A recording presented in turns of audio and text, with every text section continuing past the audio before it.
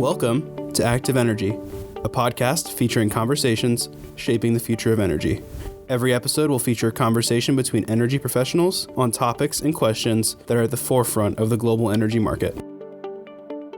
All right, welcome everyone. My name is Ron Taglieri. I'm the offer manager for our efficiency services here in Energy and Sustainability Services within Schneider. And we're going to talk about the theme around operating in times of uncertainty, which is increasingly becoming the new business of usual. So there's a broad array of both external forces and key considerations that an energy manager has to be thinking of, including energy market changes such as pricing, local, regional influences that are affecting production. And then, as we all well know, some of the recent concerns considered a very significant both health and economic event. So that's going to require a amount of flexibility, creativity, and the ability to adapt and be flexible in your operations. So while we think about this oftentimes in terms of labor and resources such as raw materials, when we're also thinking about significant disruption, it can be very easy to overlook some of the key things around operational resiliency and energy efficiency as well. So what we're going to do is actually talk a little bit with Ed Wilhite, who's the director of facilities here for Schneider Electric and oversees not only production, but also distribution and commercial facilities as well. Ed, if you don't mind, just maybe if you could give the audience a little bit of introduction on both your role as well as some of the responsibility that entails. Sure. Thanks, Ron. Again, my name is Ed Wilhite, and I have been a facilities manager with Schneider Electric since the early 2000s. And that role has evolved and grown into a role to where I have direct functional responsibility for all of Schneider's sites in the Southeast, and I work with energy in all the sites in North America. And that's really given a unique perspective because we're down in the trenches on doing the basic things like fixing roofs and making sure air compressors work and making sure buildings are clean. And at the same time, we have to maximize our energy, make sure the buildings are ready to go no matter what the situation, the climate, the economic conditions are.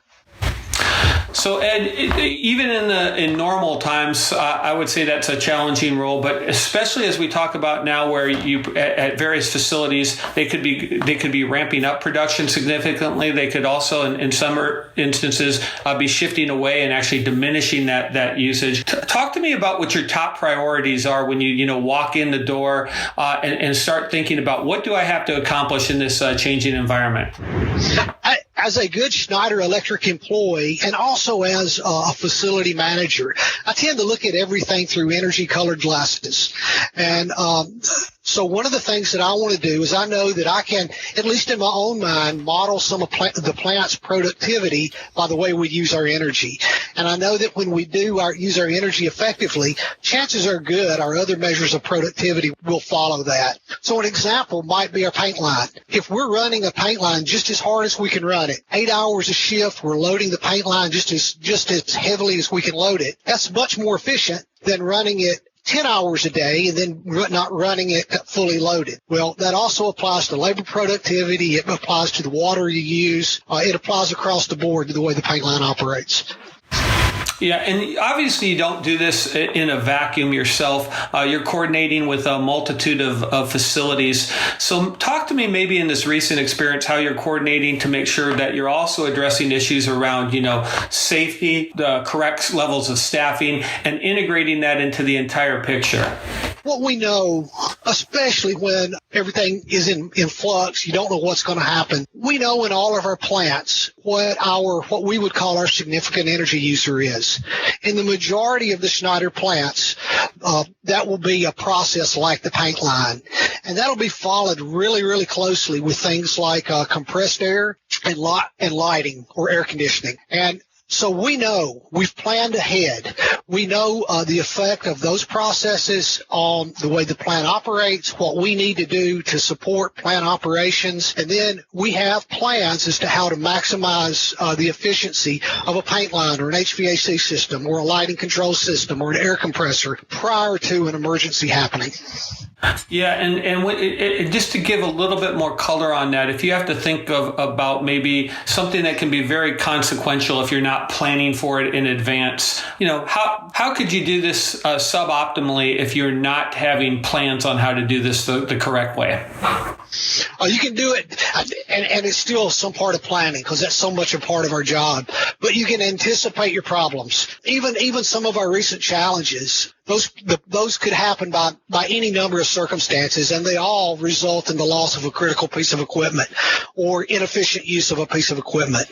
So we try to ahead of time have things like redundant air compressors, or we have strong preventative maintenance on our paint lines, so that we just have to execute the plans when we have an issue. If you don't, then have good partners.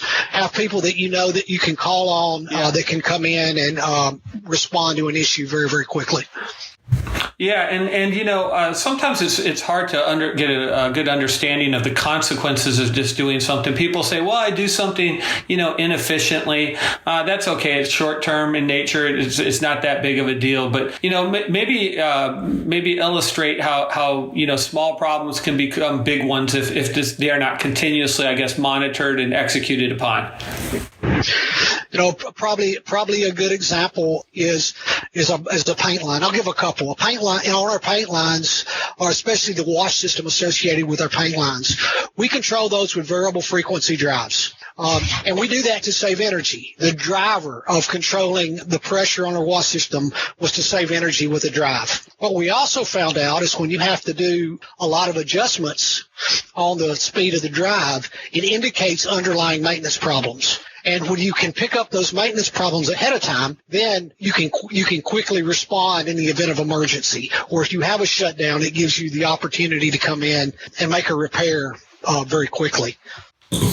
Yeah, actually, I'll return to that one in just a second. But when you think about the tools and practices to manage either a shutdown or a ramp up as well, one thing you kept referring to earlier was the energy model and how much faith you put in that and how much prior work is done on that. Can you give a little bit of illustration about how you do that, how you coordinate that with site resources and make sure that you are really customizing something to that individual facility? So I'm going to go geeky for just a second, and then I'll quit. No worries. We use a multivariate linear regression model. With that model, we look at the effects of production, gas use, electric use, and weather. And we put those all into a model, and we use as a partner for that our ESS group inside Schneider Electric. We put those in a model, and what we can do is then we can predict the amount of energy that we should use based on a given weather condition and a given level of production.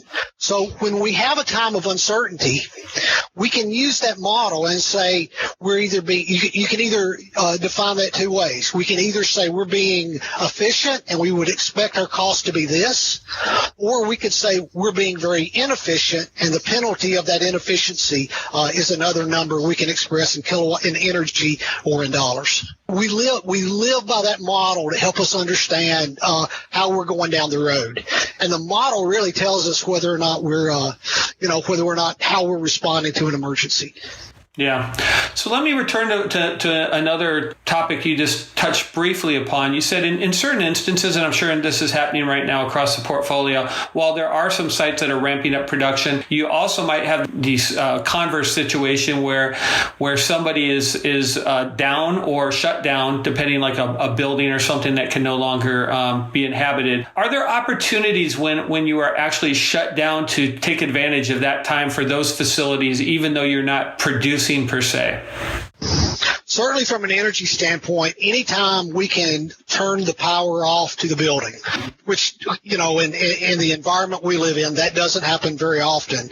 There are things that we can do, either replacing and upgrading meters, making changes and modifications to a switchgear, putting in more efficient transformers. There's a number of things that we can do if we get a chance to turn the power off. We also know with our metering, when our buildings go down, what the kW usage is during off shifts and off peak times. And anytime we can reduce the load during a downtime is something that we can translate when the building's back up and running. Okay. And how do you actually collect that data and analyze all that data that comes in? Because obviously you have a number of not only facilities, but they're in disparate geographies and probably with different legacies of when the plants and distribution centers all came online. So in the Schneider portfolio, we have 60-something sites that we monitor on a regular basis. We model on a regular basis. And with those 60 sites, they all have at least their main meters attached to a Schneider product we call PME. And PME collects that data, and then it allows us to look at the data. It allows us to manipulate that data in a way that we can understand the energy patterns and energy use. We also collect all those data resources in a tool called Resource Advisor, and then we can compare what the meter says to what the invoice says just to make sure we're getting what we think we should be getting. Okay, perfect. So now I'm going to ask you a question, a two-part question, actually, that I'd like you to consider for everybody else that'll be listening to this. But for somebody that's just starting their career in a role similar to yours, director of facilities for, multi-geography, maybe even global facilities, what do they need to do before these times of uncertainty? What do they do to establish a foundation so that they're prepared to act well? We've kind of touched on it before. Know the basics, have a plan, know what your critical equipment is. For me, at any of my Schneider facilities, the lifeblood of the plant is the air compressor. I want to know everything I can know about that piece of critical equipment, how much energy it uses, how much it costs to replace it, what it takes to get a backup. I want to have redundant equipment. So the things that are really important to me, really important to the plant working efficiently, I want to be prepared for every situation I can think of in my mind. Okay. And then the second part to that question would be kind of when we encounter either what we call, a black swan type of material event that's going to actually materially impact, and we don't know which way, but it will either substantially increase the needs at one given facility or decrease them at others, and it'll have a vastly different implication across each. How do you take, the planning that you did, and how do you most effectively make sure that your teams are empowered to act upon all that during that moment of crisis? Well, one of the things that we literally do, and we don't use the word practice, but we do practice. We review our plans. We meet regularly. We talk about execution of the plans. We're forced, sometimes through great pain, to update our plans because we think they're good. And through that continual repetition and practice, then it makes us better when we have to execute the plans. Okay. Well, Ed, very much. Thank you very much for your insights. I wanted just to summarize a couple of things coming out of this because what Ed said, while businesses that the listeners are in can be vastly different, I think there's a few key principles that they'll be well served by. First of all, I think Ed touched upon it multiple times, was meticulous forward planning. So planning when an event happens is usually going to be too late. You won't have the time commitment from people. You won't have the ability to source backups if you need it.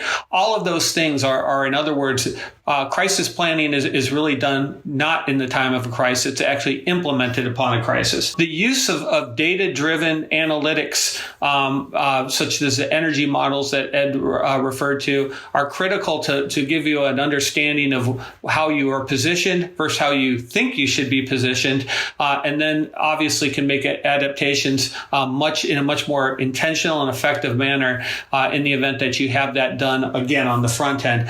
And last but not least, talking around preventative maintenance, making sure that there's nothing that is going to jeopardize the operations of the facility. So we think of energy efficiency sometimes as just reducing money on a given unit. And while that is critically important, nothing is as critically important as obtaining the sustainability and the viability of what it is that you produce, whatever that happens to be. So following these rules, whether you're in consumer packaging, whether you're in food and bev, pharmaceuticals, whatever it happens to be, you'll be well served on it. And then obviously having a team, not just an individual, but a team that knows how to implement those actions at each and every plant, which is actually a key and not to be underestimated point of the things that we can do when we have a coordinated action and, again, a plan together. So, Ed, again, thank you very much. And for our listeners out there, we'll continue to be sending you more of these podcasts during this time of uncertainty. And hopefully between this and others, we'll have a journey that we can go on together and continue to improve. Thank you very much. Thank you for listening to Active Energy. We're thankful that you decided to spend some time with us. If you could leave us a review on Apple Podcasts, Spotify, Anchor, wherever you listen, it would be a great help to us. Please also follow us on Twitter. It's at Schneider ESS, or on LinkedIn and Facebook by searching Schneider ESS. We have also started a LinkedIn group specifically for listeners of the podcast. It's a great place to interact with peers and continue the conversation from the podcast online. Be sure to look for the Active Energy Podcast LinkedIn group and join today. We'll be back in just a little bit with another episode. Until next time.